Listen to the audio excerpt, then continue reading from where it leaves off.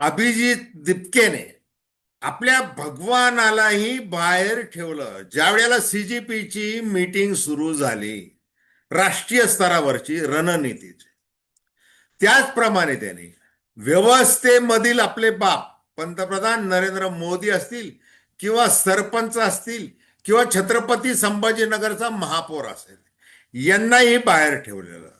म्हणजे याचा अर्थ अभिजित दिपके आणि तमाम जैन सुसंस्कृत नाही का? त्यांना कायद्याचं भान नाही का? तर ते कायद्याचं भान आहे आणि ते सुसंस्कृत देखील आहे. आता त्यांनी एक मोठा दणका द्यायचं ठरवलेलं आहे राष्ट्रीय स्तरावर. तो काय दणका आहे? म्हणजे ज्या प्रस्थापित यंत्रणा आहे, म्हणजे निवडणूक आयोग आहे, प्रसार माध्यम आहेत, गोदी मीडिया सारखी, जे मेन स्ट्रीम मधले स्वतःला समजतात ती माध्यमे आहेत, आणि सडलेलं राजकारण आहे, राजकारणी आहेत, त्यांच्या विरुद्ध त्यांनी एल्गार पुकारलेला आहे. त्यासाठी त्यांनी सनदशीर मार्गाने पूर्ण देशभर सिटीजन प्रेशर ग्रुप, म्हणजे सिटीजन हा शब्द त्यांनी वापरलेला नाही, परंतु युथ म्हणजे एक दबाव गट ते निर्माण करणार आहेत. मग आपण गेल्या अनेक दिवसांपासून, अनेक महिन्यांपासून M-2032 ड्राईव्ह मध्ये काय चर्चा करत आलेलो आहे? अप्रतिम मीडिया एक बहुआयामी प्रसार माध्यम संस्था म्हणून M-2032 ड्राईव्ह या माध्यमातून जे करत आहे ते लोकांना वेगवेगळ्या माध्यमातून, वेगवेगळ्या प्रयोगातून, सोशल हँडल मधून आव्हान करत आहे की प्रेशर ग्रुप स्थापन केले पाहिजेत गावागावामध्ये. म्हणजे गल्ली ते दिल्ली, ज्याला आपण विकास म्हणतो, विकासाची प्रक्रिया म्हणतो, त्या प्रक्रियेमध्ये दुर्बीण लावून पाहिलं पाहिजे नागरिक म्हणून. मग ग्रामसभा असेल, वॉर्ड सभा असेल, या कायद्यामध्ये लिहिलेलं आहे, पण बहुतांश ठिकाणी त्या कागदावर असतात. कारण की सरपंचाचे, महापौराचे, नगराध्यक्षाचे जे करते धरते आहेत ते ज्या पद्धतीने वागतात त्याच पद्धतीने आपण जायचं आहे. आपण भ्रष्टाचाराला थारा देत काय करायचंय, आपल्या जीवनातले, वैयक्तिक जीवनातले वेगवेगळे थर उभे करायचे. हा भ्रष्टाचार आहे. मग भ्रष्टाचार नष्ट झाला पाहिजे. ना खाऊंगा ना खाणे दूंगा, असं पंतप्रधान नरेंद्र मोदी म्हणतात, मुख्यमंत्री देवेंद्र फडणवीस म्हणतात. भ्रष्टाचाराचं निर्मूलन करणं पूर्ण ही सामूहिक जबाबदारी आहे. मग अशा वेळेला, ज्या वेळेला सीजेपी, फक्त सीजेपी नाही, हा जैन प्रतिकात्मक आवाज आहे, लक्षात घ्या. मग याच्यात दावे घुसले का, देशद्रोही घुसले का, अर्बन नक्सलीज घुसले का, हे प्रश्न जे आहेत हे देखील राजकीय आहेत. हे सगळं बाजूला ठेवा. कायद्याने कारवाई करायला कुणालाही रोखलेलं नाही, हे लक्षात ठेवा. आपण या व्हिडिओमध्ये काय चर्चा करणार आहोत ती फक्त दबाव गट आणि दबाव गटाचं काय महत्व असू शकतं त्या संबंधी आपण थेट विश्लेषण करणार आहोत. आणि मग गावातला सरपंच, महानगरातला महापौर आणि राज्यातला मुख्यमंत्री आणि देशाचा पंतप्रधान आणि तमाम विरोधी पक्ष नेते वेगवेगळ्या स्तरातले हे या दबाव गटाची भीती बाळगणार की नाही, की आतापर्यंत जे निर्लज्जपणे जे चाललेलं आहे, शिव्या खात जे चाललेलं आहे, ते थांबवणार की नाही हा प्रश्न उरतोच. त्यासंबंधी आपण थेट विश्लेषण करतोय. नमस्कार, जय महाराष्ट्र. मी डॉक्टर अनिल फळे. माझी आपल्याला विनंती की चॅनल सबस्क्राईब करावं, सबस्क्राईबचं बटन दाबावं आणि आपली प्रतिक्रिया बिनधास्तपणे नोंदवावी. हे बघा, कान खिटलेले.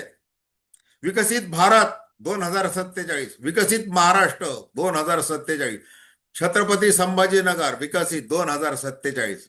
नियोजन अतिशय चांगलं आहे. देशाला महासत्ता करायचं तिसरे म्हणून जे काही नियोजन केलं जात आहे त्याच्याबद्दल कुणाच्याही मनात राग असणं काही कारण नाहीये, पण संदेह आहे. मग हे ज्या पद्धतीने आपण राज्य करते म्हणून वावरतो, राजधर्म आपण पाळला पाहिजे, हिंदू मुस्लिम नाही केलं पाहिजेत, संविधानाकडे आपण नीट पाहायला पाहिजेत, हे जे भान आहे त्या राजधर्माचं भान बाळगून जर आपण केलं, नागरिकांना विश्वासात घेतलं, फक्त बोलाची कडी आणि बोलाचा भात, participatory governance, citizen engagement, active public participation, युवकांनी राजकारणात आलं पाहिजे, वगैरे वगैरे वगैरे. फक्त बोलून उपयोग नाहीये. म्हणजे मेयर फेलो घ्या, सीएम फेलो घ्या, हे सगळं चाललेलं आहे. पण नेमकं जे गोंधळ घातला जातोय, ज्याच्यामुळं अर्थकारणावर परिणाम आहे, दरडोई उत्पन्नावर परिणाम आहे, समतोल विकासावर परिणाम आहे, आणि सगळ्यात मुख्य म्हणजे स्थानिक स्तरावर पंचकृषीमध्ये ज्या पद्धतीने रोजगार निर्मिती व्हायला पाहिजे, खरा तो शाश्वत विकासाचा श्वास आहे, त्याच्या संबंधी आपण काही करायला तयार नाहीये. कारण की त्याचं कारण काय, सगळं गढूळ करण्यात आलंय, गटार करण्यात आलेलं आहे. आता ती कोण नटे ती, की भारताला काय 2047 मध्ये नाही, 2014 मध्ये स्वातंत्र्य मिळालं. हा, 1947 मध्ये नाही, 2014 मध्ये स्वातंत्र्य मिळालं असं म्हणणार आहे ती. आता गटर म्हणते कुणाला, या जेन. अहो, ही गटरच आता साफ करणार आहे. व्यवस्थेमध्ये साचलेली जी घाण आहे ती साफ करणार आहे. मग आता ज्या वेळेला अभिजित दिपकेच्या घरी, म्हणजे 5 स्टार 7 स्टार हॉटेलमध्ये राष्ट्रीय कार्यकारिणीची बैठक ज्याप्रमाणे होती त्याप्रमाणे बैठक नाही, ही जेन झीची बैठक आहे. आणि त्यांनी काय किती विचार करावा या मुलांनी. म्हणजे यांच्या म्हणजे बाकीच्या जे स्वतःला समजतात मग काय काय राजकारणामधले दिग्गज, पैलवान, अमुक धमुक, यांनी शेण खायला पाहिजे या वेळीचं. अरे, शिव्याच तुम्हाला सहन होईना, ती भाषाच तुम्हाला समजेना, तुम्ही हे बाकीचं काय शिकणार आहे. तो ज्या वेळेला असं म्हणतोय की लोकांच्या अपेक्षा वाढलेल्या आहे, त्याच्यामुळे संघटन वाढीवर आम्ही मंथन करतोय, त्याचा रोड मॅप, इंधन, बेरोजगारी, आर्थिक संकटावर सखल चर्चा सुरू आहे. नेमकं कोणत्या दिशेने गेलं पाहिजे. म्हणजे खूप उगीच व्यवस्थेविरुद्ध एक नुसती आग व्यक्त करणं वेगळं आहे, परंतु आपण एक जरा शिस्तबद्ध चौकटीमध्ये काय केलं पाहिजे. आपल्याला इंस्टाग्रामवरचे सोल्जर म्हणून फक्त हिनवलं जात आहे. ही जी भाषा आहे, ही वर्तमानाची जी भाषा आहे, ती वर्तमानाची भाषा किती परिपक्व आहे, किती प्रगल्भ आहे, किती विचार करणारी आहे, त्यासाठी दबाव गट राष्ट्रीय स्तरावर ते स्थापन करत आहे. नो पॉलिटिक्स, राजकारणामध्ये जायचं नाहीये, पण एक नागरिक म्हणून किंवा एक युवा म्हणून आपल्याला जे घटनेने अधिकार दिलेले आहेत त्याच्या मागे जायचं आहे. मग आता आपण ज्या वेळेला M 2032 ड्राईव्हच्या या व्यासपीठावर नेहमी चर्चा करतो की SDG, सस्टेनेबल डेव्हलपमेंट गोल्स, याची काय स्थिती आहे भारतामध्ये, भारताचा कितवा नंबर आहे SDG इंडेक्स मध्ये, जरा बघा. 100च्या आसपास आहे. म्हणजे आधी तो काहीतरी 120 वगैरे होता, आता कसा बसा तो 97-98 पर्यंत आलेला आहे. म्हणजे सस्टेनेबल डेव्हलपमेंट गोलच्या लोकलायझेशन बद्दल, म्हणजे गावामध्ये काय, तालुक्यामध्ये काय, जिल्ह्यामध्ये काय, याच्या बाबतीत जे आहे ते आपण इतके मागे होत. आपल्या पुढे 90-96 देश आहेत. मग आपण मागे आहोत की नाही हे कबूल करावं लागेल की नाही. पर कॅपिटा इन्कमच्या बाबतीत काय परिस्थिती हे कबूल करावं लागेल की नाही, हे केलं पाहिजे. मग ज्या वेळेला हे अभिजित दिपके किंवा आशुतोष रांका किंवा सौरभ दास किंवा त्यांचे तमाम बाकीचे सदस्य जे विचार मंथन करत आहेत, त्यांनी खरं तर एक कसं केलं पाहिजे, गल्ली ते दिल्ली, म्हणजे गावामध्ये बघा वॉर्ड सभा, गावामध्ये ग्रामसभा, शहरी भागामध्ये वॉर्ड सभा, या घटनेच्या 74-73 कलमाने सांगितलेलं आहे. लोकांशी संवाद साधला पाहिजे, लोकांनी हिशोब विचारला पाहिजे, लोकांनी सूचना केल्या पाहिजेत. आपल्याकडे काय होतंय, आता मला अनेक काही सरपंच आपले भीत भीत बोलले की आम्ही 15 ऑगस्टला किंवा इतर ठिकाणी ज्या वेळेला लोक जमतात त्याच वेळेला सहाय्य घेतो आणि वर आमचा एक कागद जोडतो आणि ग्रामसभा आमची झाली असं दाखवून देतो. काय करते ग्रामविकास खातं, म्हणजे ज्या गोष्टी पर्यावरण खातं काय करतंय, नगर विकास खातं काय करतंय. आता नगर विकास खात्याबद्दल सांगितलं पाहिजे, महाराष्ट्राचे उपमुख्यमंत्री, माजी मुख्यमंत्री आणि विद्यमान नगर विकास यांनी एक तर M 2032 ड्राईव्हला शुभेच्छा पाठवलेल्याच, पण त्याचबरोबर त्यांनी एक निर्णय घेतलेला आहे की आता नगर विकास खात्यामार्फत हे जिओ टॅगिंग, AI सगळ्या तंत्रज्ञानाचा वापर करून एक अभ्यास गट नेमला जातोय. आणि मग स्थानिक स्वराज्य संस्था ज्या आहेत, नगरपालिका, महानगरपालिका, या सगळ्यांमध्ये सामाजिक लेखा परीक्षण केलं जातं. आणि आपण या चॅनलवर एक व्हिडिओ टाकलेला आहे बघा, छत्रपती संभाजीनगरमध्ये काय चाललेलं आहे ते एक प्रतीक आहे. तेच चाललेलं आहे सगळ्या नगरपालिकामध्ये, महानगरपालिकामध्ये तेच चाललेलं आहे. मग आता या पद्धतीने ही जी यंग ब्रिगेड आहे, या यंग ब्रिगेड जी देशामध्ये 65% 35च्या खाली आहे, आपल्या गावामध्ये काय चालेल, गावाचा हिशोब का मागितला पाहिजे की नाही? म्हणजे बघा, गटारी आहेत, रस्ते, आरोग्य योजना आहेत, शिक्षण आहे, जिल्हा परिषदेच्या शाळा आहेत, पिण्याचं पाणी आहे. काय झालं ते जलजीवन मध्ये? किती टक्के भ्रष्टाचार झाला? अहो, सरकार मान्य करत आहे, कॅग रिपोर्ट मध्ये आलेलं आहे 50%च्या वर भ्रष्टाचार झालेला आहे. 50%च्या वर नाटकं केले जातात. आता मनरेगाचं नाव बदललं, काय ते आता जी रामजी VPG असं काहीतरी ते केलेलं आहे, आम्हाला राम. पण याचं जे सोशल ऑडिट आहे त्याची काय स्थिती आहे? किती ठिकाणी अजून देयक थकीत आहेत? याचा कोण विचार करणार आहे? रस्त्याच्या बाबतीत काय चाललेलं आहे? आज काय आता थोडेसे 4 थेंब पडले की पोरं मैल न मैल त्या चिखल तुडवत ग्रामीण भागामध्ये जातात. काय दिसतंय वर्तमानपत्रामध्ये? काय सोशल माध्यमांमध्ये काय दिसतंय? मग याच्या संबंधी या मुलांनी एक दबाव गट निर्माण केला राष्ट्रीय स्तरावर. आता तो ग्राम स्तरावर, शहराच्या पातळीवर ठिकठिकाणी तयार झाला पाहिजे. कुठलाही पक्षीय भेदाभेद नको. म्हणजे काय, आमचं अभाविप आहे, आमचं काय AISF आहे, आमचं काय NSU आहे, आमचं काय विद्यार्थी सेना आहे.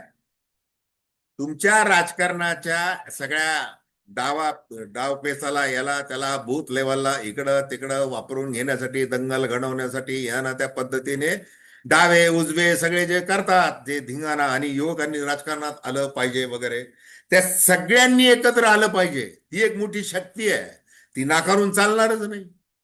मग ती गावामधली आली पाहिजे, महानगरामधली आली पाहिजे. आणि घटना सांगते हो, जसं युनायटेड नेशनची घटना आहे की सोशल अप्रोच पाहिजे, सोशल अप्रोच, सोशल ऑडिट झालं पाहिजे.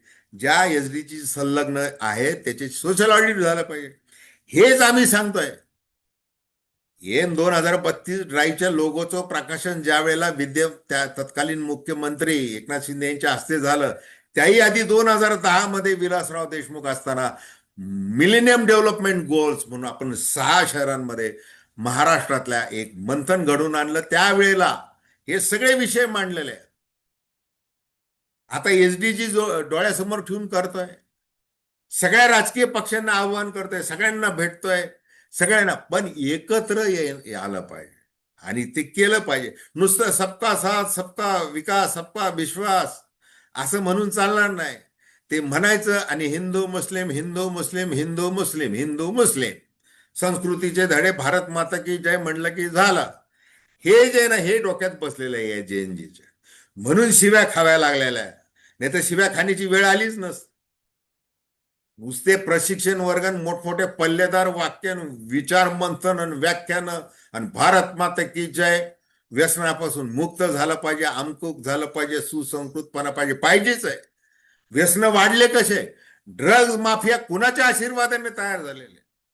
मग सत्तेला प्रश्न विचारल्यावर एवढं झोंबायचं काय कारण आहे? जर जंतर मंतरवर जर 2000च्या वर गुन्हेगार आले म्हणता, तर हे गुन्हेगार रोखता का आले नाहीत तुम्हाला? का म्हणजे ते मोकाट का सुटलेले आहेत? 101 जणांवर हल्ले आहेत, अमुक आहे तमुक आहे. हे तुमचं काम आहे. तुम्हाला कायद्याचे रक्षक आहे तुम्ही. कायदा तुमच्या हातामध्ये कसा अंमलबजावणी करायचं. पण नको त्या पद्धतीने पॅलेट गन आहे, अमुक आहे तमुक आहे. हा जो राग आहे, हा राग आता उफळून आलेला आहे. मग आता झारखंडमध्ये चाललेलं आहे, मग तिथं काँग्रेसचं सरकार आहे, मग त्याच्या संबंधी काय करणार आहे? अभिजित दिपके आणि त्यांनी सांगून टाकलं आम्ही तिथं देखील जाणार आहे. याच्यामध्ये पक्षाचा भेदाचा प्रश्नच नाही. अभिजित दिपके ज्या पद्धतीने अतिशय समंजसपणे बोलतोय, राजकारणाच्या पलीकडे जाऊन मी आपमध्ये होतो का याच्यामध्ये होतो ते सगळं विसरा.